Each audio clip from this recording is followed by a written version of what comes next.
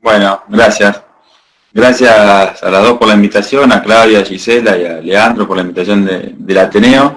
Y me parece bueno que empecemos a hacer estos trabajos en conjunto, multiservicio, más que nada para el bien del paciente y para que todos aprendamos, ¿no? En una situación tan particular como esta. Bueno, quiero primero hacer una introducción, es los diarios que estaban diciendo en ese momento, cómo estaba el contexto epidemiológico a nivel país. Acá Clarín dice récord en el AMBA, ¿sí? Eran días donde se batían récord y récord y récord de cantidad de contagiados, ¿sí? Acá tenemos 5.300 casos, esto en un día en especial de la paciente. Hubo 5.300 casos, ¿sí?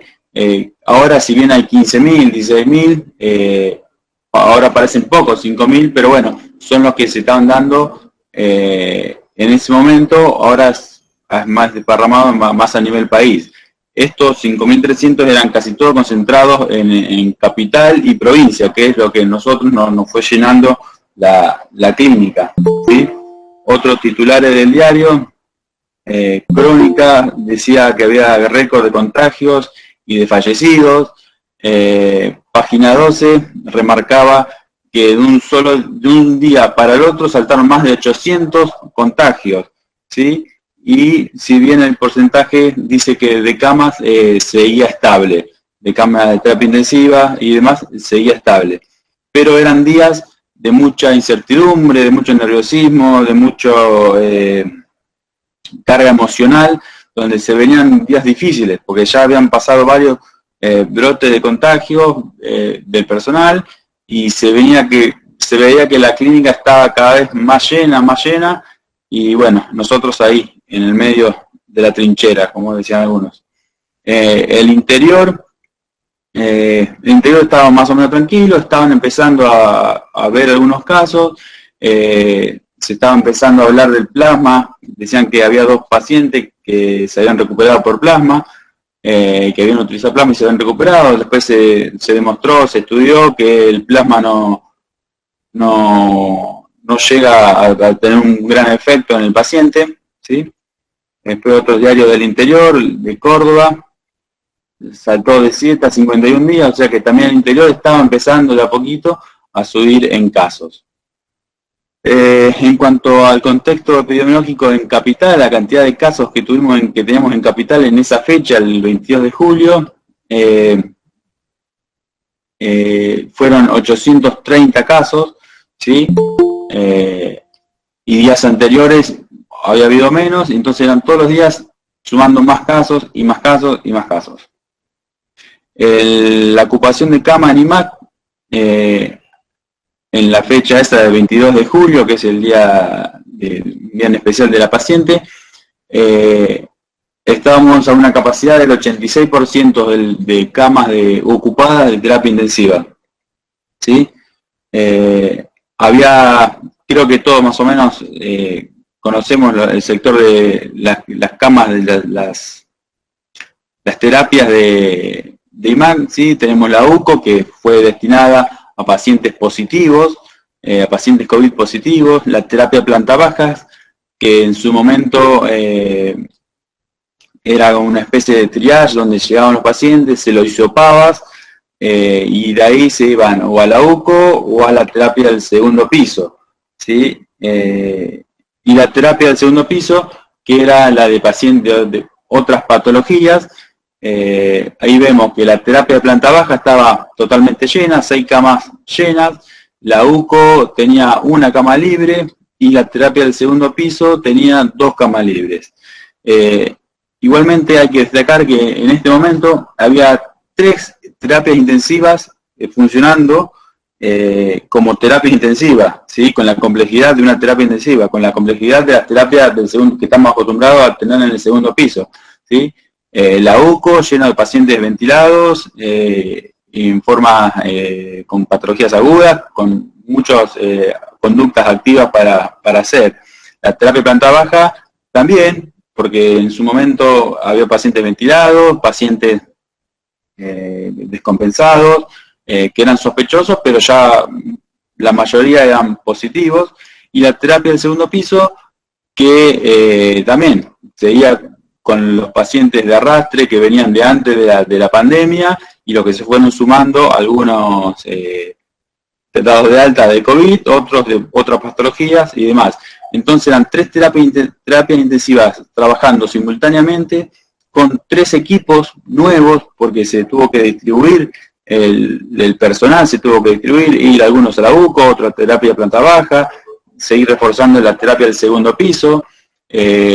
Había muchos compañeros que estaban contagiados, entonces venía gente de chicos de Sadofe, de fin de semana, o de otros turnos, y que eso trajo que tengamos que acostumbrarnos a trabajar con un equipo en pleno pico, en plena crisis del COVID, ¿sí? Entonces eso siempre estuvo bastante a la vista en la manera de trabajar, ¿sí?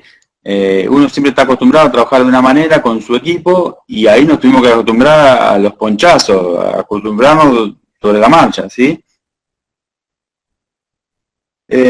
La ocupación de cama era casi la mitad COVID-19, mitad otras patologías, eso no cambió mucho.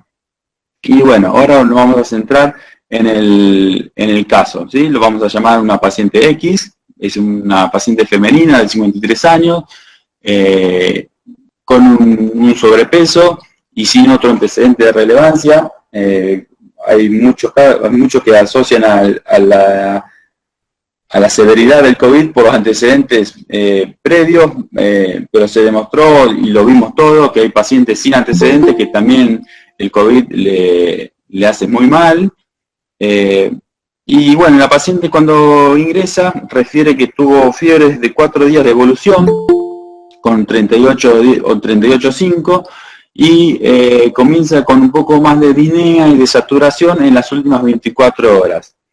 La paciente al ingreso niega un contacto estrecho con otro paciente COVID positivo. ¿Esto qué quiere decir?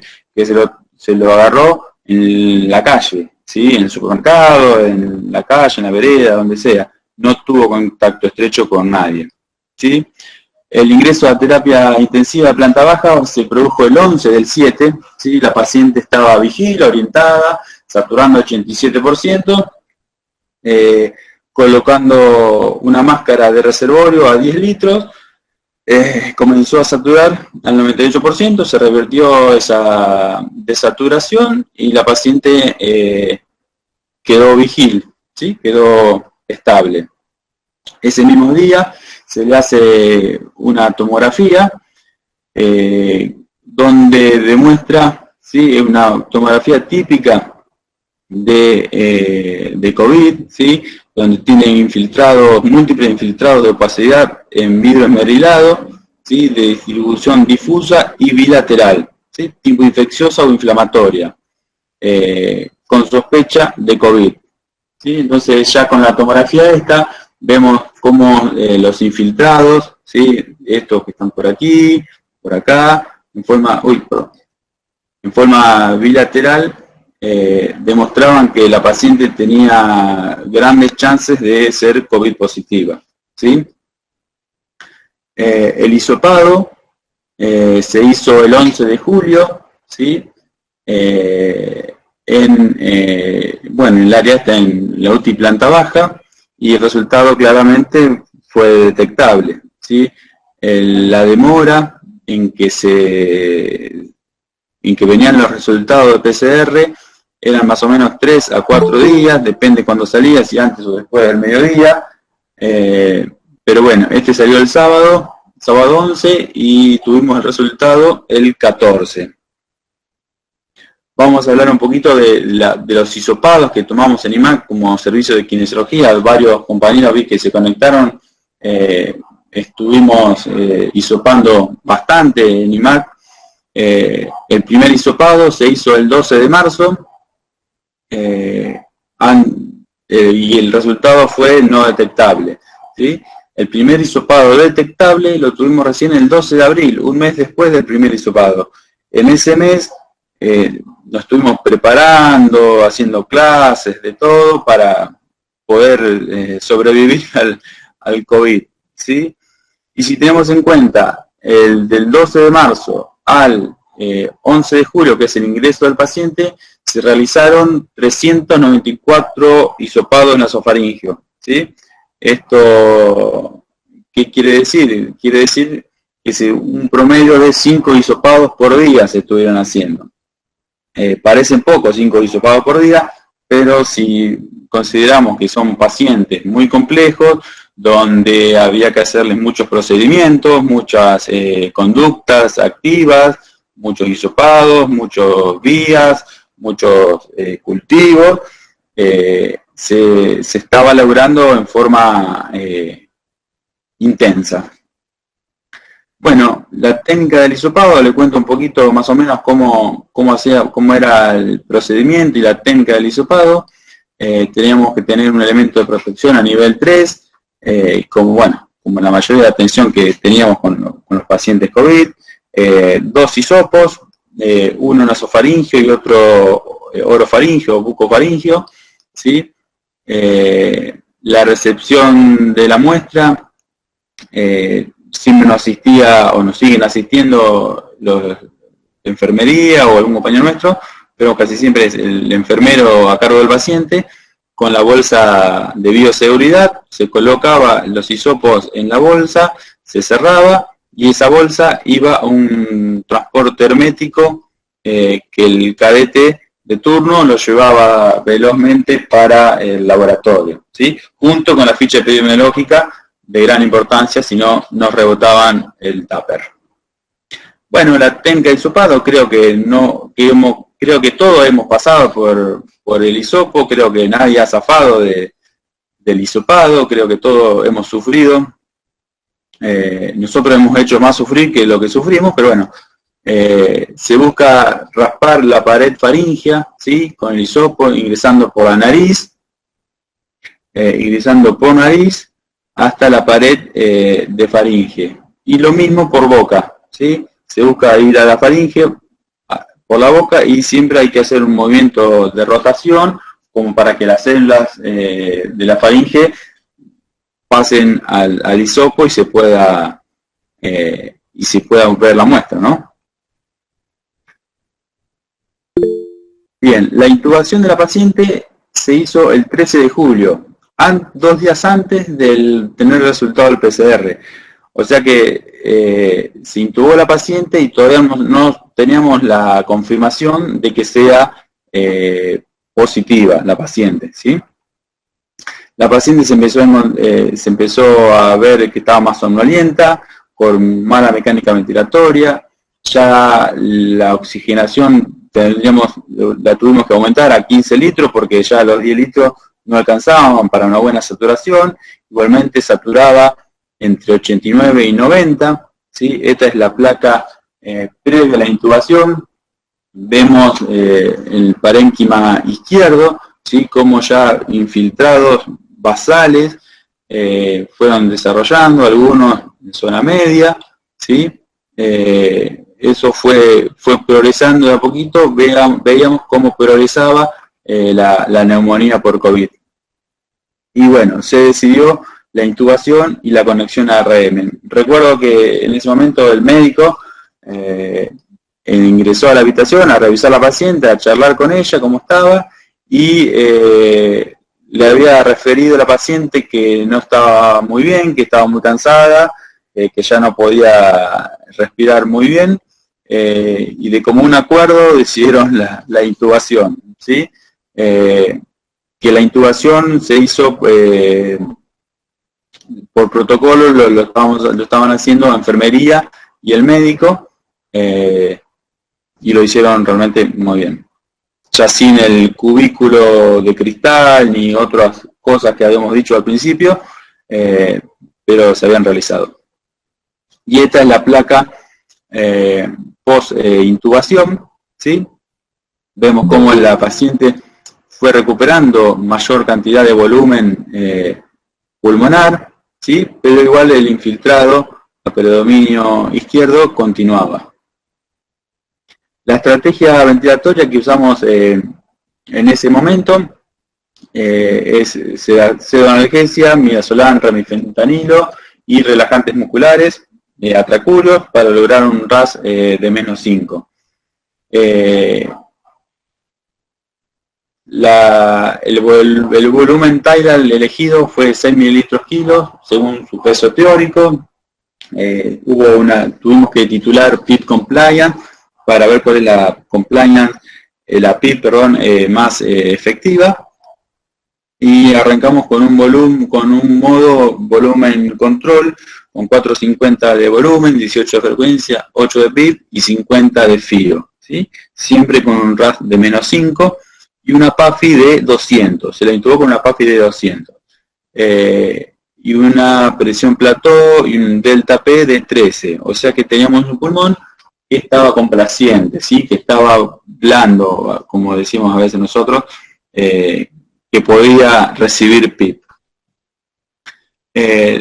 Luego de la intubación, de la post-intubación, la función respiratoria continúa disminuyendo, la PAFI empieza a disminuir, más allá que estaba ventilada, estaba con una PIP, con toda la estrategia ventilatoria óptima, la PAFI seguía bajando, estaba en 370, 180 y no subíamos de ahí.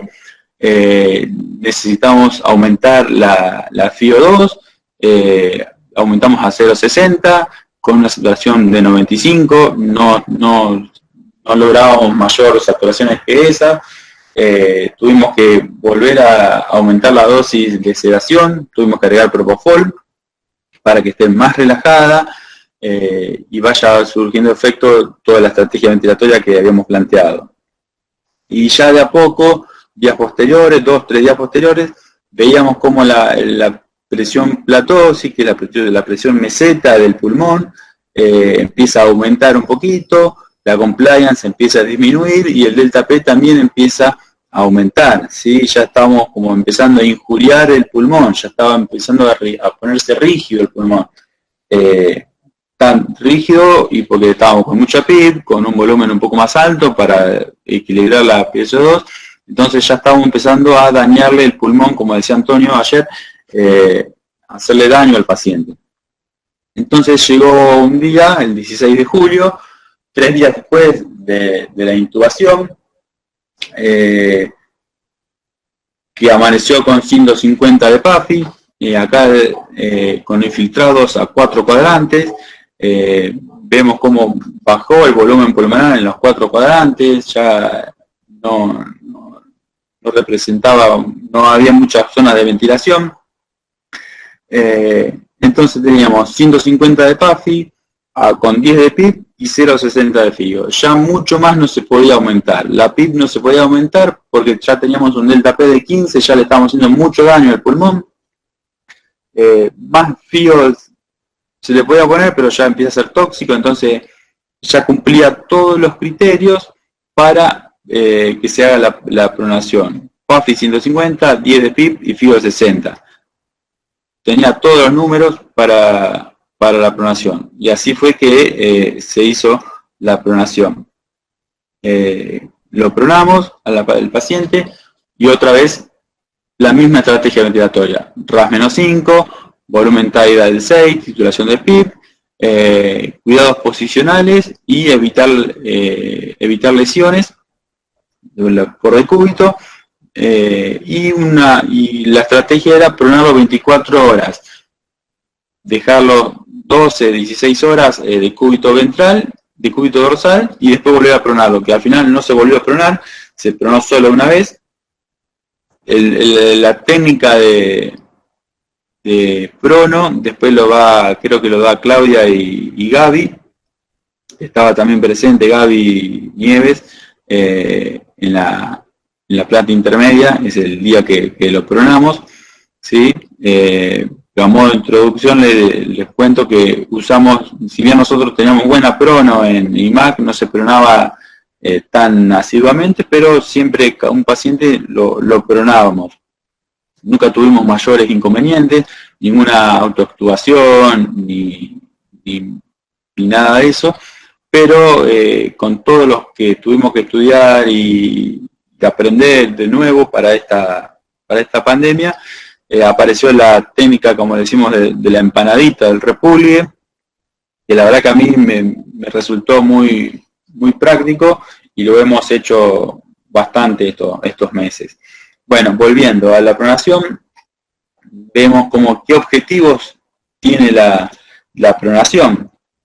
Aumentar el volumen final de la expiración del pulmón, aumentar el reclutamiento alveolar, ¿sí? Que mayor cantidad de alvéolos le llegue el oxígeno a esos alvéolos, ¿sí?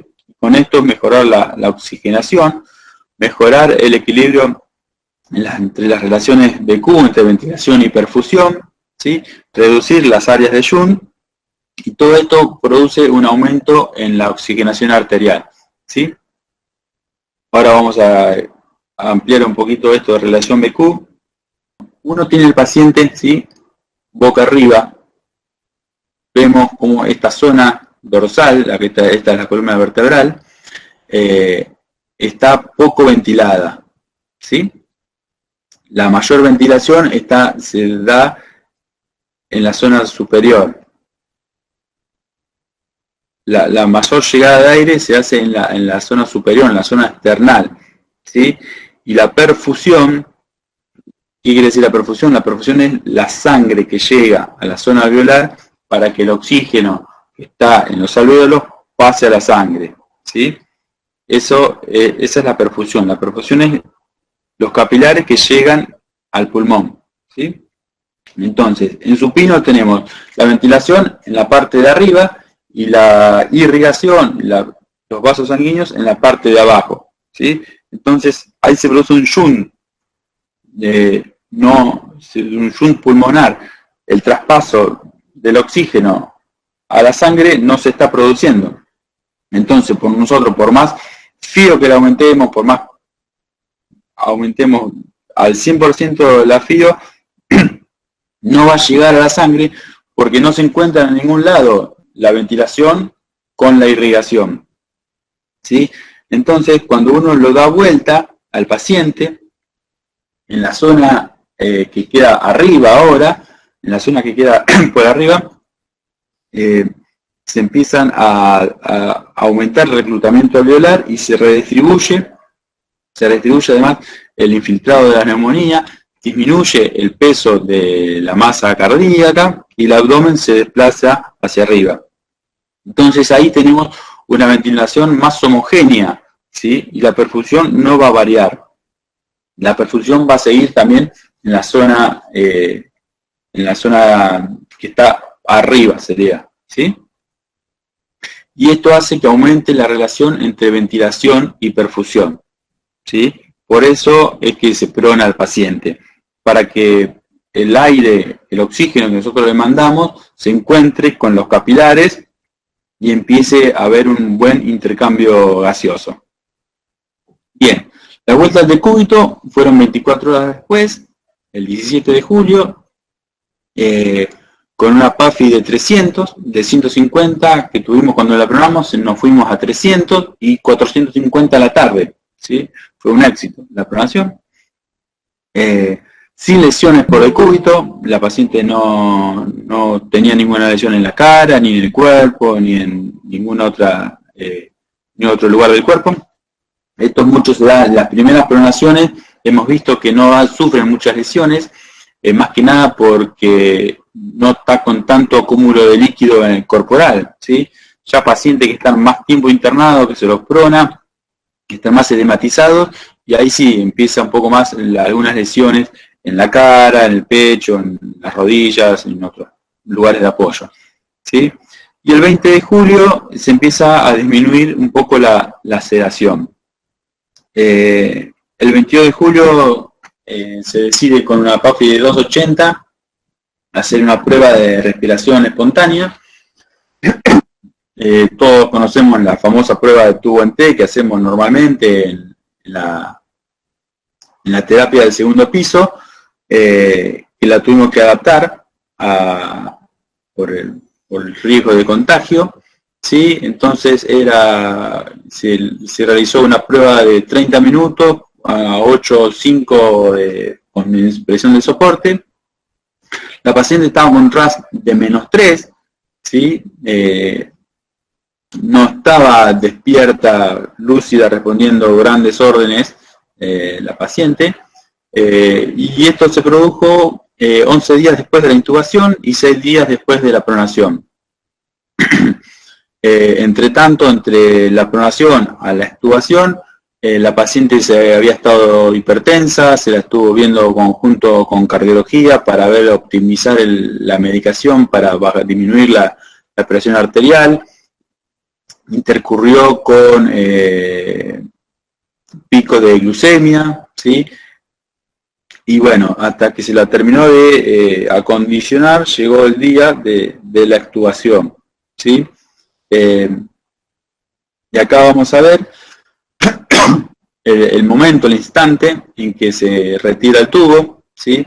Uno en la terapia del segundo piso, yo llevo casi 10 años en la institución, he hecho varias extubaciones, y la verdad que esta fue muy especial, fue todo por lo que hablamos anteriormente, de la carga emocional que uno tenía, por los riesgos que tenía el procedimiento. La verdad que fue algo bastante especial, y bueno, acá está el momento documentado por los chicos de enfermería que nos filmaron, ¿sí?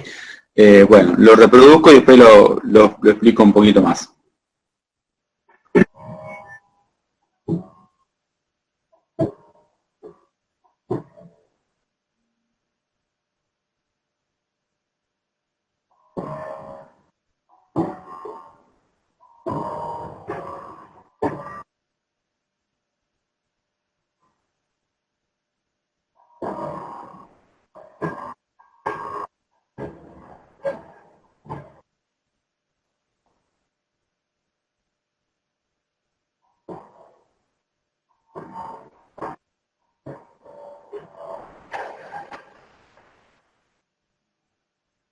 Bien, bueno, como han visto, le explico un poquito cómo hacíamos la extubación, ¿sí? Paciente conectado a RM, ¿sí? Continuaba con el circuito del respirador, ¿sí? En modo stand-by, que el ventilador no tire aire, para que no haya dispersión del aire. Lo hacíamos con circuito de aspiración cerrada, ¿sí? Entramos aspirando y retirábamos, mientras que el médico,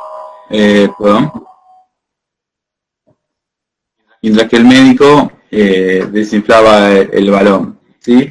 Y como por paso previo, debíamos preparar la máscara de reservorio con el barbijo, para, una vez que sacábamos el tubo, bajar la máscara con el barbijo para no contagiarnos, ¿sí? Bien. Seguimos la próxima filmina. Entonces tenemos desde la extubación del 22 de julio, que fue con esta placa, ¿sí? Ya vemos cómo la paciente recuperó totalmente el volumen pulmonar en ambos parénquimas pulmonares, ya casi sin infiltrados, bien, una buena placa, ¿sí? El día de la extubación. Al otro día la paciente se coloca máscara de reservorio de 10 litros con un RAS de -2, ya la paciente un poco más consciente, un poco más responde más órdenes, y comenzamos con las movilizaciones pasivas en la cama, como para que empiece a recuperar un poco más de fuerza, y ya ir pensando en el alta o alta al piso, ¿sí? El 24 del 7 no es un chivo, es mi PCR detectable. Empiezo con síntomas y me tienen que realizar a mí el hisopado, y desde ahí ya no la vi más a la paciente. Desde ahí solo fueron mensajes para preguntar cómo estaba la paciente y nada más. Y bueno, y el 27 de julio, ya la paciente se le empieza a evaluar de ilusión, y empieza con cánula nasal a 4 litros. Ya la paciente se desta a la cama, ya estaba lúcida, orientada, y con esta placa sí que otra vez se ven un pequeño pérdida de volumen, pero bueno, era normal por estar tanto tiempo en la cama, siempre hay un poco más de derrame y demás. Entonces la solución para eso es sentarla y empezar a hacer ejercicios respiratorios y demás. Y bueno, y llegó el día del alta, ¿sí? El 11 de julio la paciente le firman el alta, se va para la casa después de 25 días de internación, ¿sí? Vemos cómo ya con el alta epidemiológica de COVID, ya en ese momento no se hacía más, me parece, hisopados para ver si había negativizado y de ahí irse a la casa. Ya si transcurría 20 días o 15 días, ya estaba el alta epidemiológica por COVID. Y le solicitan que siga con rehabilitación motora, ¿sí? Y seguimiento por neumonología. Esto fueron dos secuelas que más de uno tuvo problemas respiratorios y de debilidad muscular, ¿sí? Más de uno de nosotros que tuvimos COVID en forma leve comparado a la paciente, nos ha costado volver de una forma entera a la clínica. Hemos tenido más días de aislamiento que otros, y más de uno tuvo problemas respiratorios, problemas de falta de aire.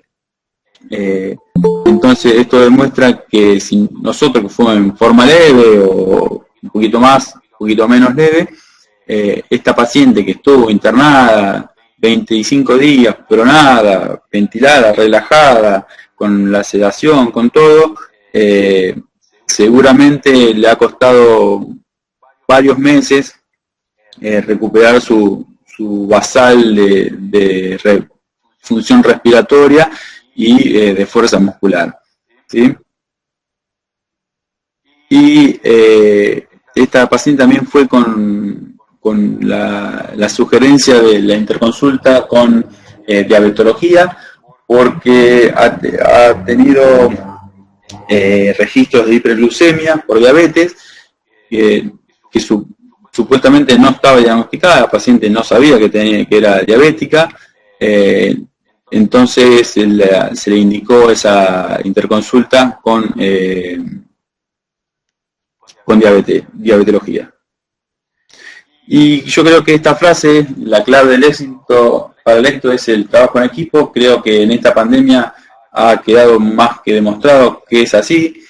Creo que todos tengamos el mismo color de ambos, kinesiólogo, enfermero, médico, el que haya rondado por el sector COVID ha demostrado que teníamos que estar todos juntos para haber pasado esta pandemia. Si bien no la pasamos, ya pasamos el pico, ya como dijo Leandro Essel, ya se perdió bastante el miedo a enfrentar a estos pacientes, y creo que lo hemos pasado todos juntos con buenos, malos, regulares resultados, pero todos juntos y en equipo, que eso es lo importante.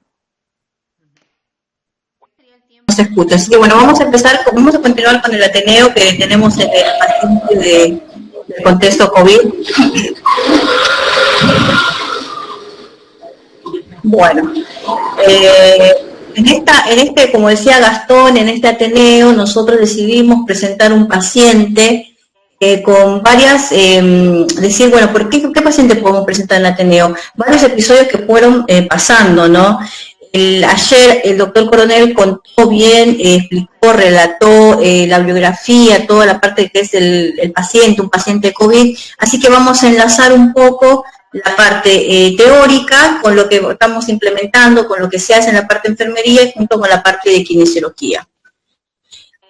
Bueno, primero ante todo vamos a presentar al paciente, que Gastón ya lo presentó. sabemos que un paciente ingresa al sector COVID, ingresa como sospecha, así que vamos a situarnos en la situación. El día que ingresó la paciente, ingresa un paciente con sospecha de COVID al área de terapia intensiva, paciente femenina de 53 años sin antecedentes patológicos, niega alergia, niega medicación habitual, paciente con obesidad, requiere un cuadro clínico de aproximadamente 4 días, caracterizado por fiebre, la cual se cuantifica, médico de la ambulancia indica paracetamol, persiste con la sintomatología y en las últimas 24 horas con disnea progresiva, clase funcional 3, progresa la disnea, se constata la desaturación de 87 y la paciente niega un contacto estrecho a la familia, y la familia es totalmente asintomática. Acá podemos relacionar la bibliografía, lo que ayer lo vimos con el doctor Coronel, la parte que decía la sintomatología de un paciente COVID y de una paciente que entra por sospecha. Lo primero que podemos valorar acá con esta paciente es, la paciente está con 38,5, o sea que hay algo en el organismo que está diciendo que puede llegar a tener un cuadro infeccioso, ¿no? Después, ¿qué tenemos? Está con disnea, con una disnea que está progresando a clase funcional 3. Quiere decir esto que la paciente en reposo puede llegar a estar tranquila, pero cuando empieza a hacer cualquier movimiento de actividad ya empieza con la falta de aire, la disnea, y esto va aumentando. Aparte de eso se va a constatar la saturación del 80%, del 87%. Bueno, continuamos. Vamos a hacer tipo una línea del tiempo, ubicarnos más o menos con el paciente, y de acuerdo a eso vamos a ir viendo los cuidados de enfermería que se tuvo con la paciente. La paciente ingresó un poco más repetitivo, la paciente ingresó el día 11, se le hizo un hisopado nasal, se le hizo el PCR, el servicio de kinesiología, se le colocó una máscara de reservorio, se le recomendó, no se le recomendó, se le indicó pronovigil a la paciente, o sea que paciente que esté lúcida haga pronovigil, a la cual no resultó. El 12 del 7 se decide la ventilación ARM del paciente. El día 13 del 7 sale el PCR positivo y ya los médicos del Instituto de la Terapia Planta Baja dijeron, bueno, vamos a pedirle tratamiento de plasma convaleciente. Le pidieron 2 unidades de plasma a esta paciente y el día 15 del 7 se transfundió la primera unidad de plasma. El día 16 del 7 tiene una PAFI de 130, o sea, la paciente está con la PAFI inferior y deciden la pronación de la paciente. Continuamos con la línea cronológica del tiempo, ¿no? El día 18, que se va a un RAS de -5, la paciente automáticamente cuando se la prona, es como dijo Gastón, sube la PAFI de la paciente, o sea, mejora automáticamente la paciente con la pronación. El día 20 del 7 se le hace un tratamiento de delirium para progresar a la paciente, y el día 22 del 3 la paciente está con un RAS -3, no se lo podía sacar más a la paciente, pero sí estaba alerta la paciente. Con la PAFI 280 se decide la extubación y sale con una máscara de reservorio de 8 litros. Se hace una videodeglución, se hace una prueba de deglución el 26 del 7. La paciente el 25 del 7 KPC positivo, el día 22 le hizo paro y el día 25 se le coloca el aislamiento por KPC positivo. El 27 del 7 la paciente hace una bacteremia por KPC. Día 1 del 8 pase a piso, el del 8 se le levanta el aislamiento por COVID, pero ya no se hace en este tiempo de esta paciente, no se le hace el hisopado nasal en el PCR para que le dé negativo, solamente se le levanta por el tiempo que estuvo con el COVID, y el día 5 del 8 alta sanatorial. Bueno, este es un pantallazo de esta paciente que bien tuvo, se le eligió, la elegimos y me lo comentó Gastón. ¿Por qué? Porque esta paciente ingresó con un cuadro clínico, se le detectó que es positivo, la paciente se la ventiló, se la pronó, se la extubó y tiene todas las secuelas, como bien lo decía el doctor Coronel, la parte motora, la parte respiratoria totalmente, porque en la tomografía le salían ya los infiltrados, en la placa le salían los infiltrados bilaterales. Así que vamos a hablar un poquito de los cuidados de enfermería. Si nos vamos a la línea del tiempo, en el ingreso tenemos cuidados de enfermería en el ingreso. Cuando la paciente ingresa se dice, ¿no?, que va a venir derivado, va a venir un ingreso, entonces la unidad ya se prepara. En este caso, ¿qué es lo que se hizo hincapié? En la oxigenación, porque ya se constataba que estaba desaturando a la paciente. En esta parte nos vamos a ir a la oxigenación. ¿Qué sería la oxigenación? colocarle máscara de oxígeno con reservorio a 8 litros, ¿no? También hay que hacer hincapié en esta parte de la comunicación, porque si bien nosotros hablamos de los cuidados humanizados, es importante la comunicación con estos pacientes, porque el miedo está siempre, el miedo está más aún cuando entras a un sector desconocido, dicen sospecha de COVID, te dicen COVID y se aterroriza, ustedes lo habrán vivido en carne propia, lo vivieron, lo vivimos con los pacientes todo el tiempo, y aparte esta paciente estaba lúcida y comprendía y entendía todo. Entonces nosotros ahí también teníamos la función, no solamente enfermería, también el equipo de salud, la contención de este paciente. La enfermera ingresa, le coloca la máscara, se le hace la admisión al paciente, se le comunica al paciente lo que se va a hacer, en qué área está, todo lo que tiene que comunicar al paciente, se le coloca un absceso venoso porque hay que pasarle los antitérmicos, porque la paciente está con fiebre, se le realizan los cultivos inmediatamente, porque es como que tienen un ingreso y se le trata de hacer toda la paciente para no estar entrando y saliendo por todos los protocolos que uno tiene en la institución. Se le realiza el laboratorio y se la prepara para hacer la tomografía. Esto lo puse de la preparación de tomografía porque, bueno, nosotros tenemos que acompañar, no acompañar cuando sale el paciente, sino acompañar en el sentido de acondicionar al paciente para que se realice la tomografía. Bueno, acá lo que les muestro son las máscaras de reservorio, acá se le coloca la vía periférica. Es importante, y también puse esto para hacer hincapié, cuando nosotros hacemos un hemocultivo, meter todos los frascos rotulados, identificados, con la fecha, con la hora. Si bien alguien lo prepara afuera, tiene que entrar en la bolsita de la unidad, porque todo lo que entra ya no sale y todo lo que queda ahí se descarta. Bueno, vamos con la siguiente. La etapa de la ventilación mecánica. Todo salió tal cual estaba planeado. Bueno, eso escucho otro audio, pero eso quiere decir que no estoy hablando sola con la computadora. Bueno, vamos a la etapa de la ventilación mecánica, ¿no? Bueno, los cuidados de enfermería, acá hacemos hincapié que nosotros tenemos unos protocolos de intubación en la clínica, tenemos unos protocolos de intubación. Si bien en una pandemia no hay nada de emergencia, esta paciente, como bien lo dijo Gastón en lo que nos comentó en la clase anterior de la parte de kinesiología, se habló con la paciente, se dijo a la paciente, se comunicó lo que se le va a hacer. ¿Por qué? Porque ya estaba con mala mecánica, estaba desaturando a la paciente y no había manera de que, no había chance para que la paciente continúe con la máscara de reservorio ya a 15 litros. Bueno, y entonces como tenemos el protocolo de ventilación, nosotros tenemos el carro, tenemos los cofres que están con recintos donde tenemos toda la medicación, tenemos los relajantes musculares, tenemos midazolam, propofol, fentanilo, pancuroño, succinilcolina, también tenemos inotrópicos, porque ustedes saben cuando se administra esta medicación los pacientes se hipotensan, perdón. Entonces se prepara todo. Los cuidados que hay que hacer es preparar todo, obviamente el laringo, las ramas, hay que preparar el tubo, todo que esté en condiciones, cosa de ingresar a la habitación, que ya hay una enfermera adentro, como bien lo dijo Gastón, hay una enfermera, y está el médico ventilando, son 2 operadores, y hay otro que está afuera para pasar las cosas, y hay otro que está atento también. Se trabaja en equipo en la ventilación del paciente, en la extubación, en todo procedimiento que se vaya a hacer con este tipo de pacientes. Bueno, los cuidados post-ventilación, una vez que se ventila al paciente, se lo conecta al respirador, se monitoriza al paciente, obviamente que al ingreso se le coloca el monitor multiparamétrico, se lo monitoriza, se ve cómo está la saturación, la frecuencia cardíaca, se toma la presión arterial. Una vez que está ventilado se lo conecta y se ve automáticamente el respirador.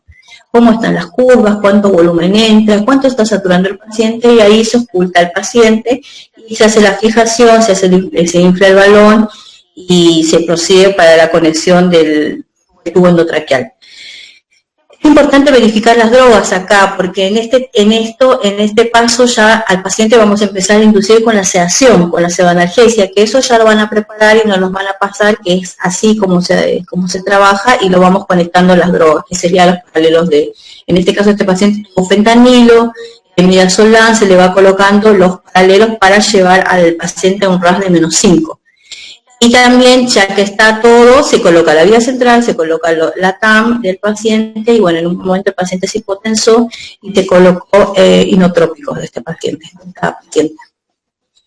Bueno, y acá lo que les puse una foto es porque el respirador ya está preparado con todos los elementos, el filtro viral, el humidificador, el sistema cerrado, está seteado, ya cuando lo ventila se conecta directamente al paciente. Tenemos esto que es el cofre donde tenemos toda la medicación para la ventilación del paciente, Resucircolina, Propofol, Midazolam, tenemos todo acá adentro, con el precinto, acá la pinza, la rama laringo articulable, y en el carro siempre tenemos el intercambiador y un mandril. Y bueno, por las dudas, siempre tiene que estar afuera de la habitación, siempre está fuera de la habitación, pero cerca de la puerta si llega a pasar algo con la paciente, que en este caso fue una ventilación exitosa y no llegamos a utilizar el desfibrilador. Bueno, en esta parte de pronación le voy a dar la palabra a mi compañera Gabriela, que ella fue la que estuvo en este procedimiento de pronación al paciente, así que le cedo la palabra a Gaby y después yo continúo. Y no se le cruce porque vuela algo, lo sabemos. Bueno, buenas tardes. ¿Se me escucha bien? Sí, Gaby. Bien. Para continuar, la paciente, bueno, lo que se sugiere es que sean 4 operadores para realizar este procedimiento. La sugerencia básicamente es el médico, kinesiólogo y 2 enfermeros. En este caso, con esta paciente, no fuimos 2 enfermeros, fueron 2 kinesiólogos, un enfermero y el médico. Lo más importante para el rol de la enfermería en este caso es que es la persona que va a estar a cargo de valorar la escala de RAS, es decir, que la paciente esté bien sedada para realizar este procedimiento. Para eso, previamente tendremos que ver que los catéteres que posee estén permeables, verificar bien qué tipo de sedación tiene, qué flujo de infusión, ¿sí? Tratar de que la paciente en ese momento esté lo más dormida posible, porque es una técnica, digamos, que requiere que si la paciente se llegase a despertar, puede extubarse, porque obviamente la paciente va a estar extubada, va a estar intubada, y obviamente de parte nuestra tenemos que cuidar muchísimo los accesos venosos que posee, que en el caso de la paciente ese día estaba con una vía central, subclavia derecha, tenía una vía femoral donde era la TAM y una sonda vesical. Como bien aclara en el cuadro, una vez que nosotros valoramos todos los accesos,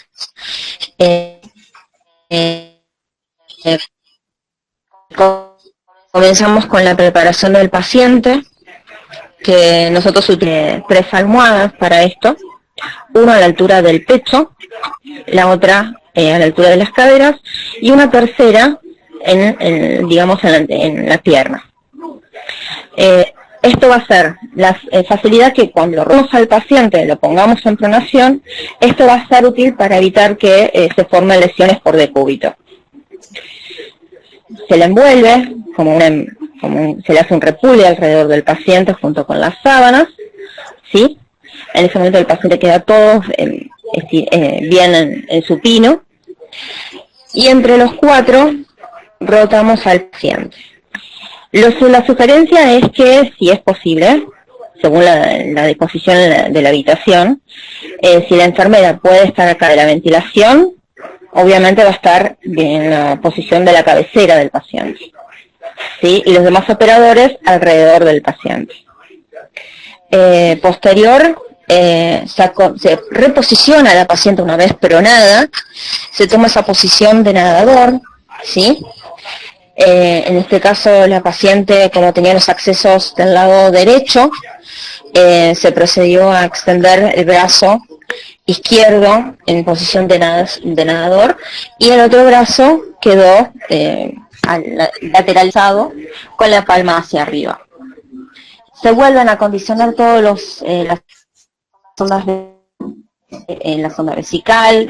La paciente también tenía una sonda nasal por donde percibía la nutrición, que obviamente en este momento, durante el procedimiento, va a estar apagada la alimentación, y siempre estamos observando cómo está la oxigenación del paciente, midiendo la ubicación del tubo, ¿sí? Previamente nosotros al tubo, y si tenemos una sujeción, que tratemos de, cuando la estamos pronando, esa sujeción obviamente no debe desplazarse. Bien. Seguimos con la siguiente. Pache, ¿me cambias? Esa es la posición de nadador con la que queda la paciente. Como les había comentado, en este caso la paciente queda con el brazo, que ahí figura el brazo izquierdo. En el caso de la paciente quedó con el brazo derecho extendido, ¿sí? Se posicionó tal cual las almohadas. En este caso son dispositivos mucho más chicos lo que tiene el dibujo. Nosotros utilizamos las almohadas que tenemos en disponibilidad, y se rota a 45 grados de la cabeza del paciente, justamente para que no pueda producirse ninguna lesión por apoyo justamente del tubo. Sí, bueno, la primera... No, iba a decir lo de las placas, que una era la primer placa, era la paciente previa a la pronación, y la otra es posterior a la pronación, horas después. Listo. Bueno, gracias Gaby, muchas gracias. No, de nada. Bueno, si seguimos con las etapas de este paciente, que fuimos a la ventilación y fuimos a la pronación, y bueno, y ahora nos vamos a ir a la extubación. Son etapas del paciente que estamos contando, ¿no? Bueno, vamos a la extubación de la paciente. Si bien dijimos que la paciente estaba con un RAS de -3 para la extubación, no se la podía llegar a más, porque la paciente era como dice Gastón, ¿no? Es darle una oportunidad a la paciente, porque ya estaba con muchos días con ventilación, y si no era en ese momento, iba a ir a traqueostomía la señora. Entonces lo que se hacía, obviamente se valoraba el RAS. Esta paciente se comenzó con el tratamiento de delirium porque tenía un mal despertar, empezó con Precedex, se le empezó a dar el tratamiento de delirium, le daban quetiapina a esta señora, a esta paciente le dieron quetiapina, y con eso tuvo un mejor despertar. Un poquito de tendencia al sueño, pero cuando se la llamaba por nombre la persona estaba alerta. Entonces se le valora el RAS. Esta paciente se le extuvo con un RAS -3. La valoración del Glasgow también es importante, cómo está despierta, con apertura ocular, cómo están las pupilas, obedece orden, la persona obedecía órdenes, tenía apertura ocular, respondía a órdenes simples, o sea que tenía una buena valoración de Glasgow. Se podría decir 9 en 10 o 10 en 10. La evaluación de los parámetros vitales es fundamental para el tema de la extubación. Si bien, como lo nombró un poco Gastón, esta paciente, cuando se la ventiló, se hipotensó por todas las drogas que se utilizó para la ventilación, pero después esta señora comenzó con tendencia a hipertensión. Comenzó con NTG, con paralelo NTG, un vasodilatador periférico, al cual no estaba resultando, y se le colocó nitroprusiato. Y ahí comenzó a disminuir la frecuencia, la tensión arterial, y se la pudo llegar a estar normotensa la paciente con apoyos de vasodilatadores.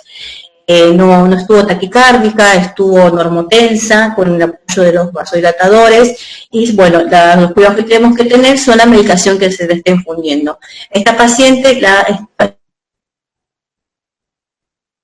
Precedex, y también está en fentanilo, y en un momento hizo una bradicardia, estaba con tendencia a bradicardia, y le cambiaron el fentanilo por morfina. Ustedes saben, bueno, no ustedes en realidad, nosotros como enfermeros sabemos que el tubo provoca dolor, entonces tenemos que tener una analgesia para eso. Entonces le cambiaron la morfina por el midazolam, le sacaron el fentanilo, y le pusieron el midazolam. Bueno, la valoración de secreciones es súper importante también para la extubación, ocultar los campos pulmonares para ver si tiene secreciones, las características. La paciente, la oxigenación, verificar esto en este tema si tenemos los materiales, que en este caso se encargó totalmente los operadores, o sea, nuestros compañeros que es Gastón y el doctor que estuvieron adentro. Y después la evolución post-extubación. Nosotros cuando se hizo la extubación de esta paciente, o sea, yo no estaba, mi compañera y lo vimos, y aparte tenemos el video de la filmación, siempre cuando se hace la extubación de un paciente COVID o de cualquier servicio, si fuera la terapia intensiva del segundo, el enfermero está ahí, tiene que estar. En este caso estuvo Gastón y estuvo el doctor. Nosotros estábamos afuera monitorizando todo con respecto al paciente. Si llegaba a faltar algo o teníamos que entrar a la habitación, entramos porque estábamos listos. Entonces monitorizábamos frecuencia cardíaca, saturametría, íbamos diciendo y cómo estaba, si satura, cuánto no satura, a medida que se iba haciendo la extubación de la paciente. Vamos a la otra femenina. Bueno, y acá, como les digo, nosotros tenemos que tener atención, mucha atención con respecto a la frecuencia cardíaca, con la frecuencia respiratoria, con la saturometría y la tensión arterial de esta paciente. Cuando estaban con el procedimiento de nuestros compañeros, nosotros estábamos alerta a esto, en los pies de la paciente, detrás del vidrio, que ustedes lo conocen, y estábamos alerta a cualquier situación que podría pasar con esta paciente. Bueno, es importante también destacar que si ayer bien Antonio nos comentó, tenemos varias fases del COVID, fase 1, fase 2 y fase 3. Esta paciente ingresó con una fase 2. Fase 2 teníamos ayer que él lo describió muy bien, lo explicó muy bien, fase 2A y fase 2B. Fase 2A que es sin hipoxemia, fase 2B con hipoxemia. Y esta persona empezó a deteriorar, ingresó desaturando y empezó ya con mala mecánica, ya se la ventiló y la ventilamos mucho antes de que nos dieran el COVID positivo, el resultado del COVID positivo. Bueno, y también es importante hacer hincapié en esto, la prueba de ventilación espontánea. En estos tipos de pacientes ya todos sabemos que no lo hacemos en tubo en T como se hacía antes, se hace la prueba de ventilación espontánea a través del respirador. En este caso se le hizo 8.5 con soporte de la paciente. Así que bueno, es importante enfermería nosotros valorar las drogas que se están infundiendo, los parámetros de la paciente y la evolución post-extubación de la paciente. Bueno, después, ¿qué más fue relevante en este caso de esta paciente? Esta paciente el día 19, si acá la tengo anotado, pero estoy casi segura que el día 19 le hicieron un hisopado rectal de control a la señora, porque la señora vino derivada a su domicilio y vino sin KPC. Esta señora ingresó y le hicieron los cultivos, le dieron negativo, le dieron los cultivos de hemocultivo negativo, urocultivo negativo, porque automáticamente cuando ingresan se le hacen cultivos. Porque como bien decía Coronel, ingresan con una neumonía bilateral, se le da antibióticos, pero obviamente después es una neumonía por COVID y ya los antibióticos ya no se le dan porque ya no lo necesita porque es una neumonía por COVID. Esta paciente cuando ingresó se le hicieron cultivos. Los cultivos fueron negativos. El día 19 le hicieron un KPC de control y esta paciente le dio el día 22 positivo. Entonces, ¿qué pasó? Le pusimos el cartelito 5 de aislamiento positivo por KPC.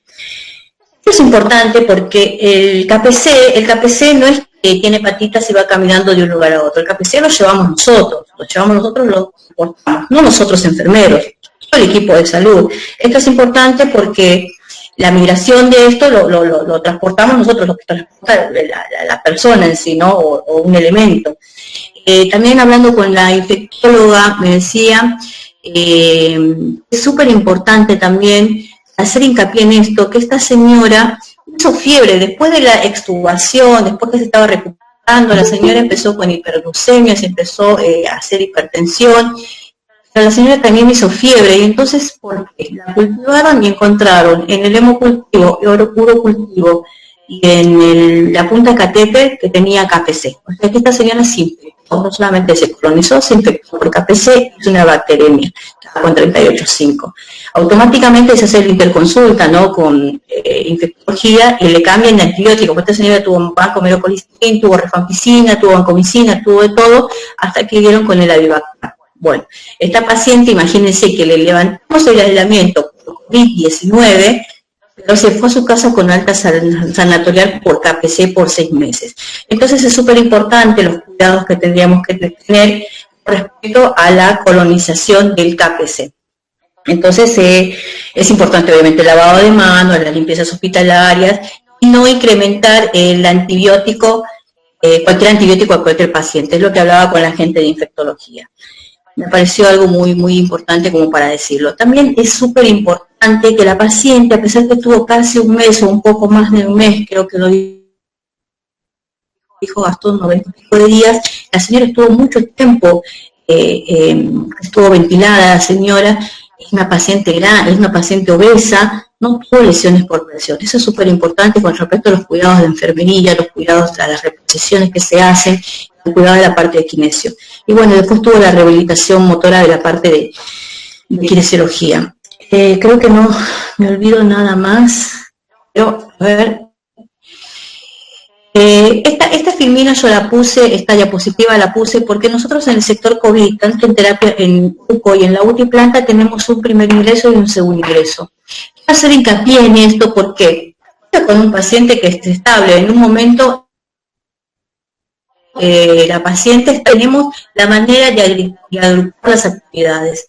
Obviamente que si hay un paciente, vos ingresás y el paciente empieza con una extrasístole o empieza con una bradicardia, uno para ahí y no sigue la secuencia. Hago referencia a eso porque, bueno, uno pone un algoritmo, pone un primer ingreso y es como que hay que hacer una continuidad, pero si hay alguna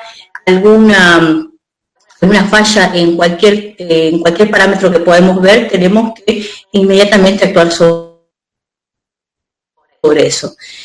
Esto es un pase de guardia, el perfil del paciente, el traspaso de la información, historia clínica en el primero, lo primero, después tenemos el primer momento, segundo momento y tercer momento.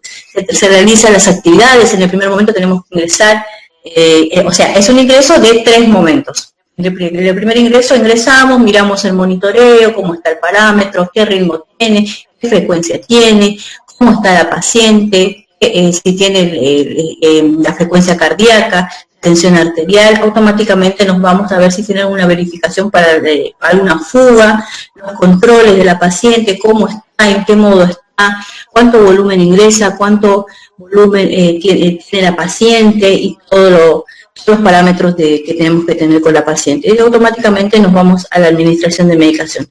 Siempre vamos del área la parte más limpia a lo más sucio, por eso terminamos en el control de fijación de tubo, en la reposición de los controles de los débitos, ¿no? Y después tenemos el otro, que es el segundo ingreso, y acá, bueno, ya tendríamos 2 enfermeros para hacer algunas de las actividades que también hay que volver a valorar al paciente. No es que uno entra en el segundo y dice ya lo valora en el primero, no, en el segundo ingreso también se vuelve a valorar con respecto al monitoreo, la respiración, el RAS, el dolor, cómo está la paciente, si está adaptada, no está adaptada, y bueno, si se va a hacer un cambio de filtro, bueno, ahí sí estar con otro operador, si va a hacer también el cambio de sujeción, lo mismo. Creo que ya he terminado, sí que esto es un índice que hicimos, hicimos más o menos de 90 ingresos que tuvimos en la terapia intensiva, el 39.7 estuvieron ventilados, y los demás, bueno, no estuvieron ventilados, y solamente esto de terapia intensiva estoy hablando. Y acá, de los 88, 58 estuvieron ventilados y 16 estuvieron donados. Creo que con eso termino, y lo mismo digo que mi compañero, tanto como Gastón y el doctor Coronel, que la clave para nuestro éxito es el trabajo en equipo, y esta pandemia nos ha demostrado eso. La unión hace la fuerza, y muchas gracias. Dejo de compartir para poder verlos, porque la verdad pareciera que estoy hablando sola con la computadora.